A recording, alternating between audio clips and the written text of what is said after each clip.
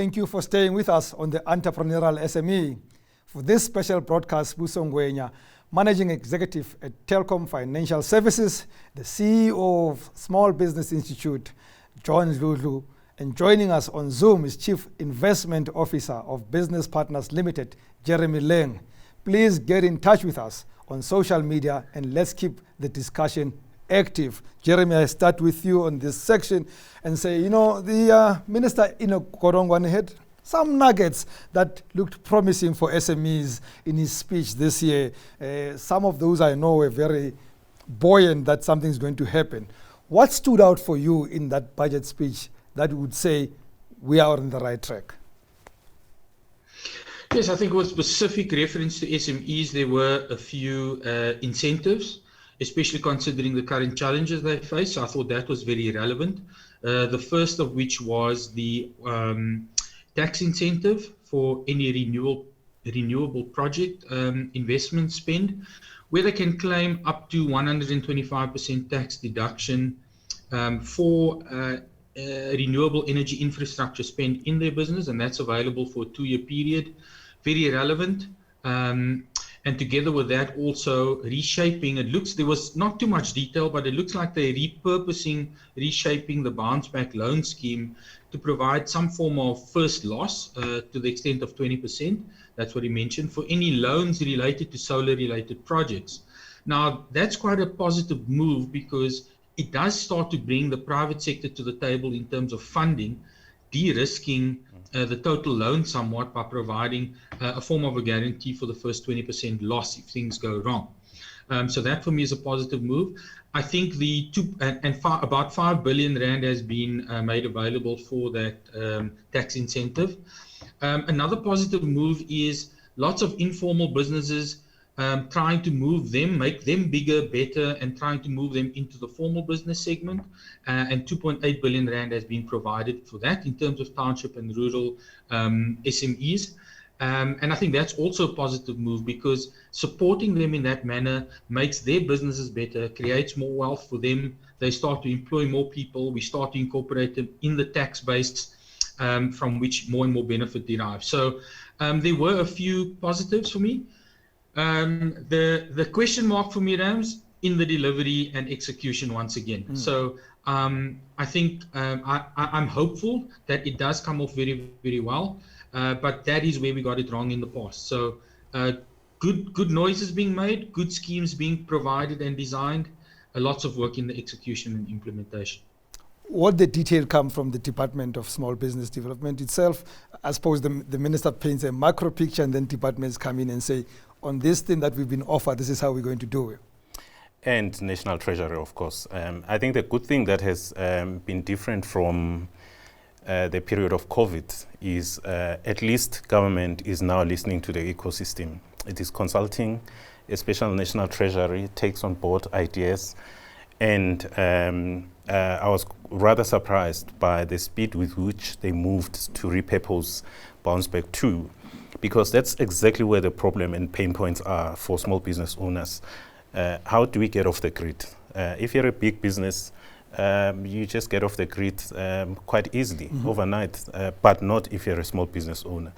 I was talking to a small business owner who was telling me about 20% of the traffic, foot traffic to his shop is gone because no one wants to buy groceries for a long time. They are buying enough for the next 2 days, 3 days, whatever, to hedge themselves against food rotting, spoiling. So I think it's good that the government is listening to the ecosystem, but what will work can work. And I think they should continue on this path, but speed is of essence. This economy is too dynamic and is complicating every day. Now that he's introduced the subject, Sbu, our colleagues on the Sowetan did an amazing story about 4 weeks ago showing the SMEs that have been bludgeoned by load shedding. And earlier you said that, we passed the pandemic, we don't know which one is next. We're living through one now, and it's called load shedding, right? Yeah. this load shedding situation and its impact on SMEs, have we really thought about it? Have we really considered how huge this is going to be? Yeah, so Rem, I think that's a good point to touch on here, because there is no question the pandemic was a disaster, and we declared a disaster, and we dealt with it. There were some inefficiencies in the way projects were funded and payments made to certain entities. But overall, I think the country handled that well. The electricity disaster, possibly we can handle it a lot better, because from a load shedding perspective, there's no question that it has progressively gotten worse. We have now, a Minister of Electricity and so on. I think what we have now, potentially we did not have before, was an alignment and common understanding across all key stakeholders that this is actually a disaster. It requires constant day-to-day attention and solutioning. Mm-hmm. And I think that's what the government is trying to do now with the appointment of the Minister of Electricity.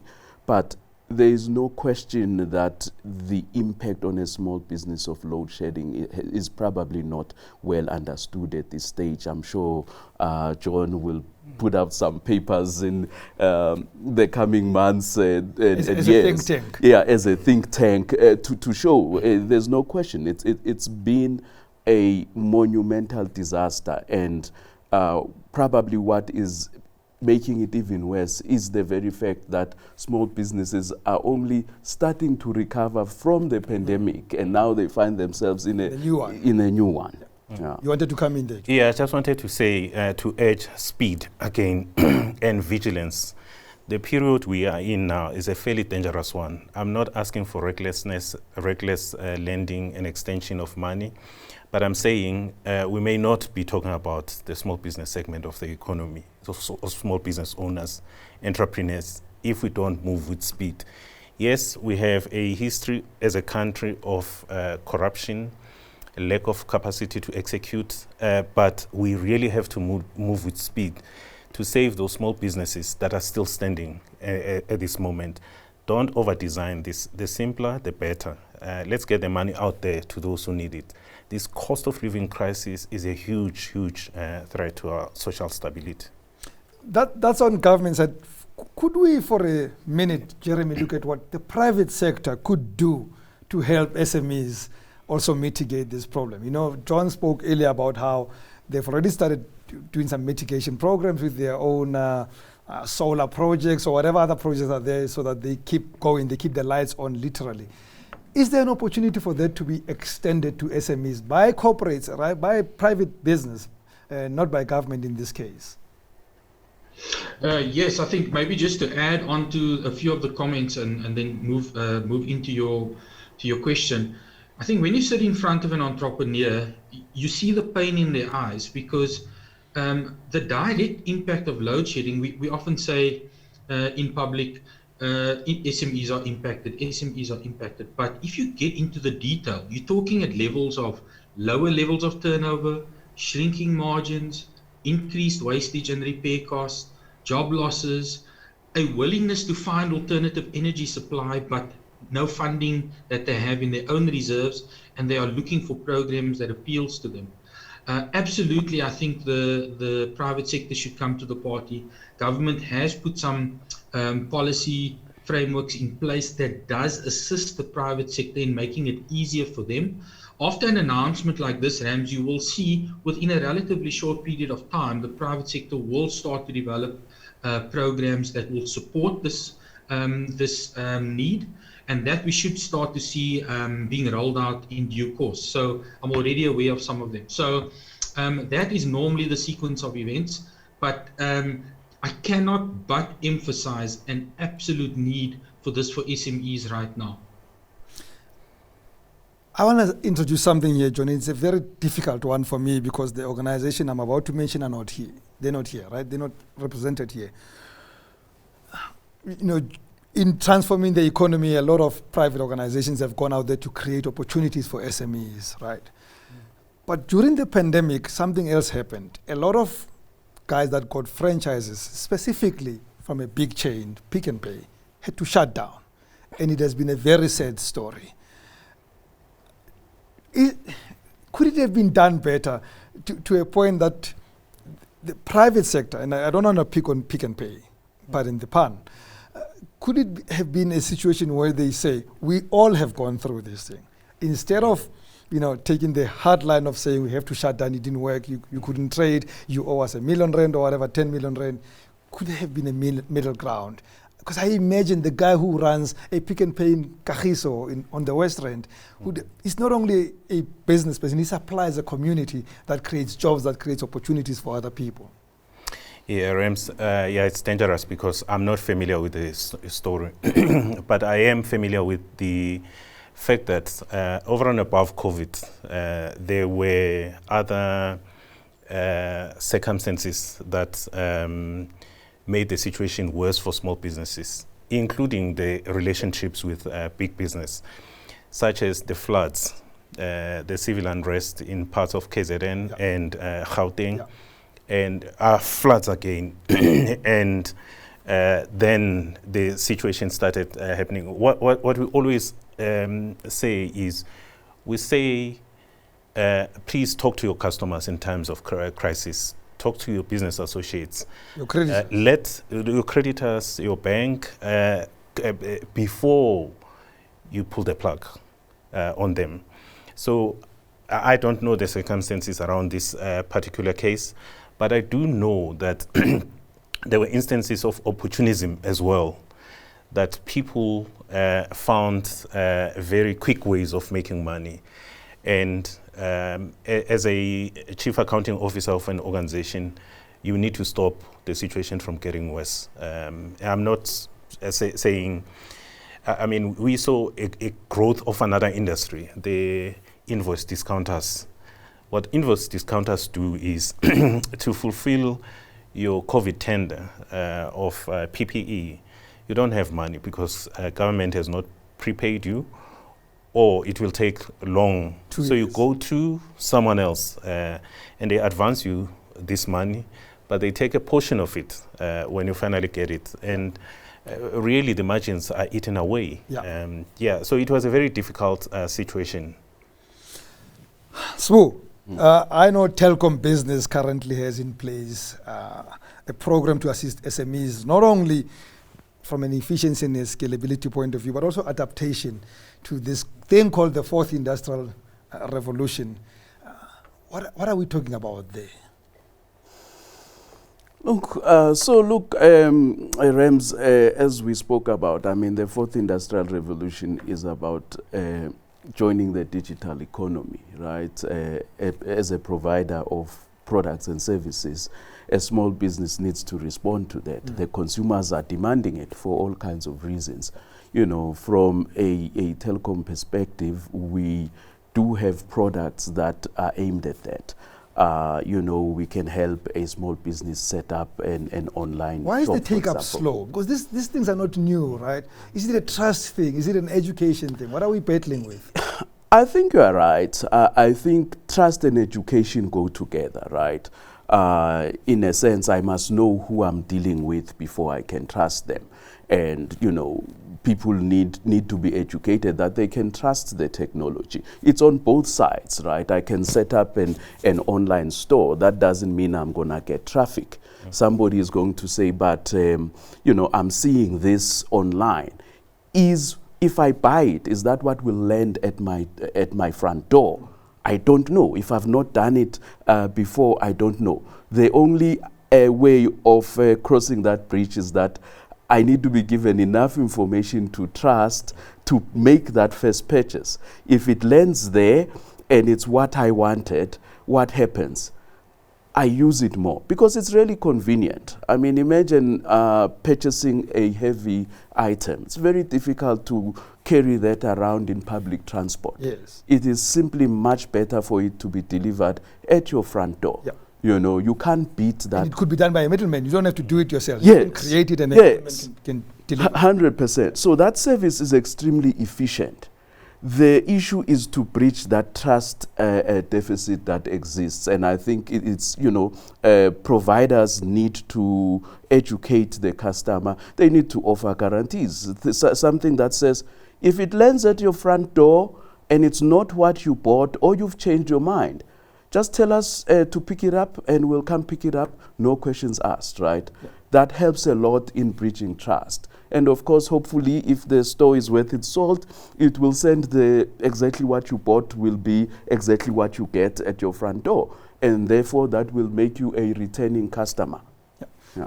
Jeremy, the other side of technology, of fourth industrial revolution, is that it requires, literally financial investment. I sometimes suspect that SMEs are very averse to reinvesting in their business. I've been doing this thing the same way. I've been creating boxes that I send out to my clients. Now you're asking me to invest in technology where they can buy these boxes through their phone, and then it has to go to a middleman, whoever they are, to deliver it to them. Is there reluctance to, and again, lack of education, to reinvest in your business for this new revolution that we find ourselves in? Yes, I think what's been interesting for me over the last 15 years or so that I've been in the industry is that the profile of entrepreneurs is actually starting to change to a much more tech-savvy, tech-comfortable entrepreneur. You still get the traditional entrepreneurs making shoes in a factory and those kinds, which are still very much needed. But there is a more openness to transform digitally. And COVID, in a way, that's, if I can say one positive thing that's come out of COVID, is that it's accelerated that by at least a few years. I think it was always going to happen, but we didn't expect it to happen that easily. I would argue that if you don't start to embrace technology in your business in whatever form, because you have a whole range of stakeholders, suppliers, customers, who want to start engaging you on a technology platform, you need to start to change and adapt, or you are going to be left behind. So maybe not absolutely critical for now, but I think in the short term, for those who haven't yet embraced the digital transformation, I would encourage and appeal you to do so, because certainly that's where the world is going. On that note, I'm going to move to a different topic, which probably is our last one, and I'm going to warn all three of you that is going to be exceptionally controversial. And I'll still stick with you, Jeremy. Could it be that we also are forcing matters? Is everybody supposed to be an entrepreneur? And should we necessarily formalize informal sector? Could people just stay informal and just sell their popcorn and just go home and pay for food and continue? Should they be formalized and have to sign forms and become regular like all of us? Yeah, I think we use the word entrepreneur very broadly in South Africa, when in fact we should be distinguishing between a small business owner and an entrepreneur. And in my mind, the difference is a small business owner owns a lifestyle business, it sustains their living requirements, it funds their lifestyle, and no significant aspirations to become a big multinational business at the end of the day. And there's a place for it, there's a need for it, and entrepreneurs remain in control pretty much of that business. And those, I don't think we must force. I think they are quite comfortable where they are. They serve a need, they serve a community, they serve a certain client and stakeholder base. On the other, the second element of that is entrepreneurs who want to build big businesses. They want to formalize, they want to become a corporate or multinational, they want to become the next Facebook or Microsoft or whatever the case may be. Those certainly I would encourage to go that route. But the choice should be theirs. I don't think we should be forcing them. What I do agree with is that for those who want to pursue entrepreneurship as a career path to build these big businesses, we should allow and create the channels for them to do so. And I think that is where the positivity lies for me in what they are trying to achieve by investing the 2.8 billion in these informal economies. And I don't mind the word allow, John. We have no right to dictate to anybody what they should be. Yeah. What I'm more concerned about is, do they have what it takes to take the pain of becoming entrepreneurs? Because it's not an easy journey. No.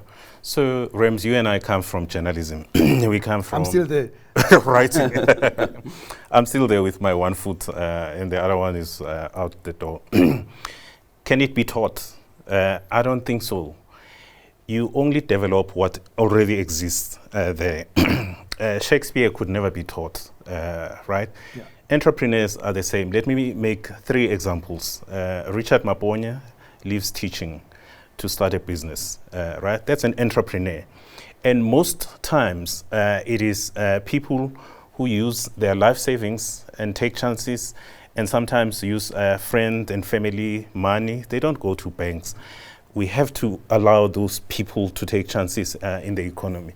What I'm very disturbed by is the money that is being poured into the ecosystem to try and encourage people who cannot find jobs or have lost jobs to become entrepreneurs and business people, small business owners. I think we're creating so many accidental entrepreneurs and business people, it will end up in tears. I am very, very concerned about what's happening now. Obviously, what has also encouraged that culture is the culture of tenders, where the state is doing as little as possible for services that it used to formally supply to communities. Now you have these people who lose their jobs and become accidental entrepreneurs. We have to discourage that. I know you're a business and you have to make money. And for that, we're grateful, by the way, even on this show. But even for you, I would imagine that it is better to deal with a few that are stronger, that are going to become the next Elon Musks of this world, than to spread yourself so thinly with a guy who, as John says, lost a job, and now they're thinking, maybe let me just start something else and hopefully I become. Yeah, so Ramza, I think your question is certainly controversial, and I'm listening to John's response here. Yeah, you're right. We've got to be careful. The reality is there will never be enough funding to fund everybody. Mm-hmm. So we have to do it responsibly.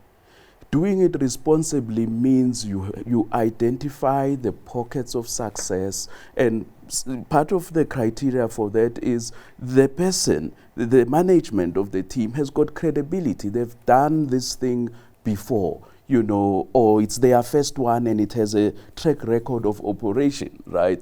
We can't just dole out money to people to say, now you've lost a job, now you can start a company. It is not that easy, right? It's simply just not that easy.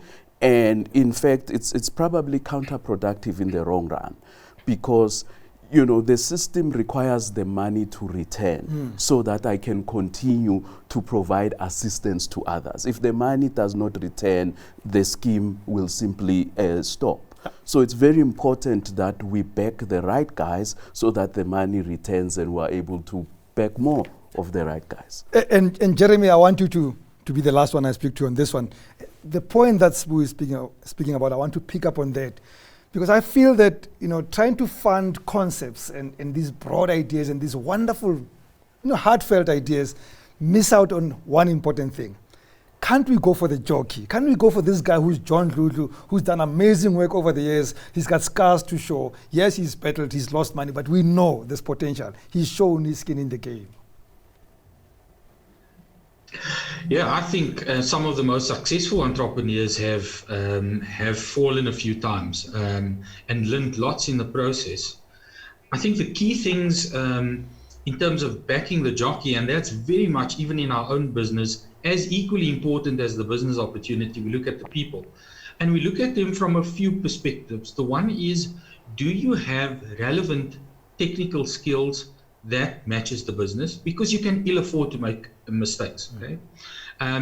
Either, and not necessarily in ownership, at least in employment, in spending time in that business and industry, because you do learn a lot from that perspective. So technical skills is really important. The second one is the level of business acumen. You need to understand what are the key drivers, indicators, statistics in your own business.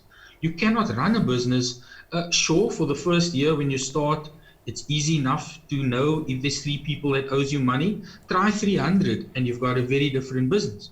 So that level of business acumen, controls, management controls, financial controls is really important in managing a business. Once again, you can ill afford to make a financial mistake because you may not recover from it based on your financial reserves. And then lastly, which is a bit more abstract, is their entrepreneurial flair, which is really about the reason why they are in business. Do they have a passion for it? Do they have a vision for it? Do they show lots of energy? And do they have a purpose? Is it a purpose-driven journey rather than trying to sell a product and make money? And if you tick all of those boxes around the people, there's a bigger probability that they will succeed. And I think that's where we can do a lot as the private and public sector to empower aspiring entrepreneurs. I would argue even at secondary and tertiary education levels, already to start preparing them for that journey. There can't be a better note to end it, gentlemen. Thank you very much. Thank you to my guest tonight, Sibusiso Ngwenya, Managing Executive at Telkom Financial Services, John Dludlu, CEO of Small Business Institute, and the Chief Investment Officer of Business Partners Limited, Jeremy Leng. Until next time, that's it from me, Rems Mabote. Good night and God bless.